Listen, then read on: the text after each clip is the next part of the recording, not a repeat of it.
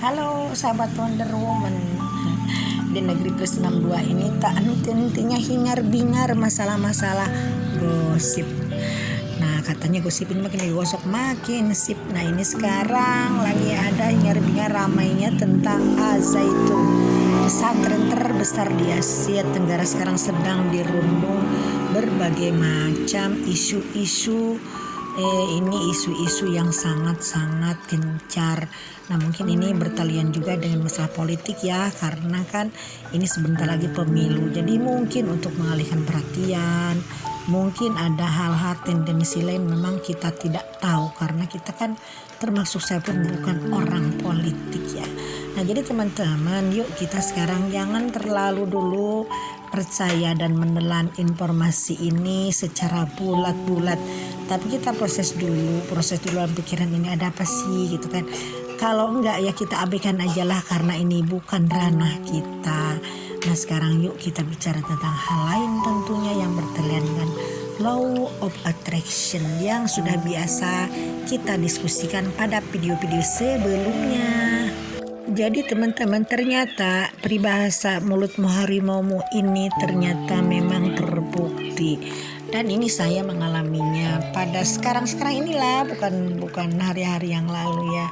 Tapi ini sekarang kejadiannya saya alami, dan ini baru disadari ternyata ini semua dari omongan saya, dari pikiran saya. Jadi so hati-hati sekarang, kita jangan membar omongan, membar pikiran, hingga kita memang mengalami hal ini secara konkret, secara nyata, karena ternyata omongan kita ini seperti doa ini yaitu doa yang seperti yang kita inginkan, seperti kita harapkan. Makanya kita hati-hati lagi sekarang, kita selalu kontrol diri, selalu ada polisi yang menjaga pikiran kita, menjaga perasaan kita, menjaga omongan kita. Nah jangan sampai ngomong begini, jangan sampai jalan ke sini, jangan sampai berpikir seperti itu. Nah harus seperti itu.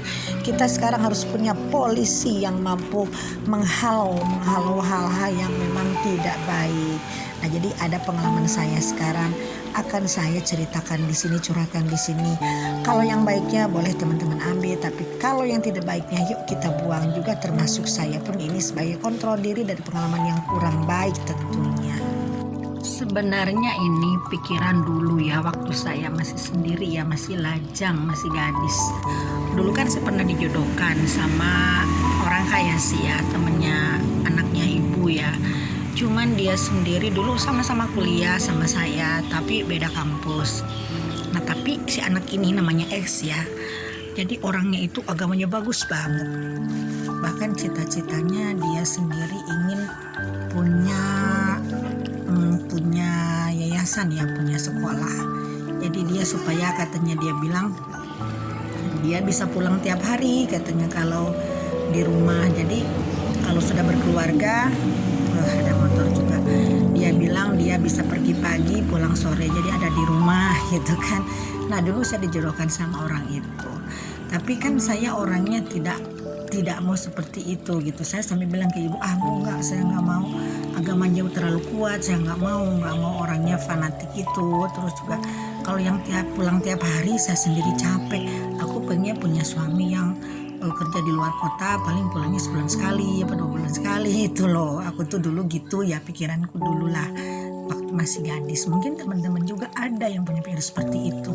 Nah ternyata itu doa teman-teman ya, ternyata itu memang saya alami dan terbukti teman-teman ya. Lalu akhirnya setelah dewasa, setelah selesai kuliah, akhirnya saya ketemu jodoh sama orang memang yang agamanya pun ke depan agamanya ya seperti itulah gitu kan. Jadi dia kadang-kadang muslim sih, cuma menjalankan ibadahnya juga tidak seperti hanya orang-orang yang taat beragama. Jadi orangnya biasa aja teman-teman ya. Bahkan kata Sunda mah belang betong ibadahnya, sampai suatu saat keluarga saya ada yang menolak, terutama kakek, nenek sama ibu saya, karena memang keluarga kami agak sedikit santri teman-teman ya.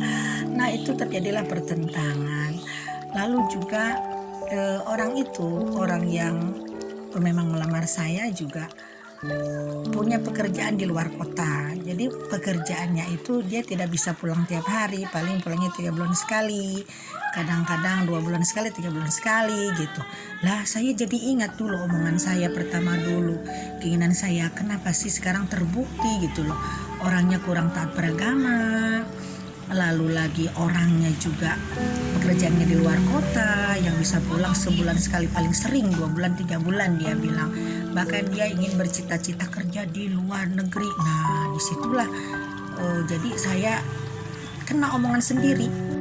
Ternyata apa yang saya pikirkan, apa yang saya omongkan sama ibu itu terjadi teman-teman ya. Nah tapi ternyata si calon suami saya itu gigih teman-teman ya. Setelah melalui pendekatan sekitar 1 tahun, akhirnya keluarga kami yang menerima gitu kan. Nah akhirnya terjadilah saya berumah tangga sama dia. Alhamdulillah sih baik-baik aja, karena sesuai dengan apa yang saya suka gitu. Tapi itu tadi, dengan keluarga kurang sedikit dekat karena memang kehidupan beragamanya tidak taat seperti keluarga kami gitu. Nah jadi ini ternyata bukti bahwa apa yang kita katakan ini akan mengundang apa yang kita dapatkan teman-teman ya. Ya termasuk suami saya pulangnya kan sebulan sekali, 2 bulan sekali. Pernah tidak pulang 3 bulan karena kerjanya di luar pulau, karena dia memang orang proyek ya. Nah itu dia teman-teman ya, karena suami saya kan ya kontraktor ya gitu.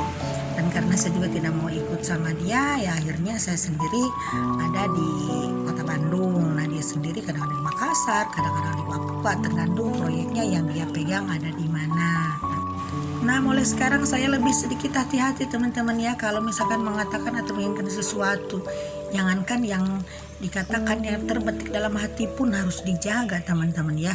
Nah jadi teman-teman pun mungkin bisa mengambil contohnya dari saya yang buruknya ya, tapi yang baiknya sih bagus, nggak apa-apa. Tapi yang pasti afirmasi kita memang harus afirmasi yang bagus, karena apa yang terbetik dalam hati, apa yang dalam pikiran kita, apalagi dikatakan itu sudah termasuk bagian dari afirmasi teman-teman ya.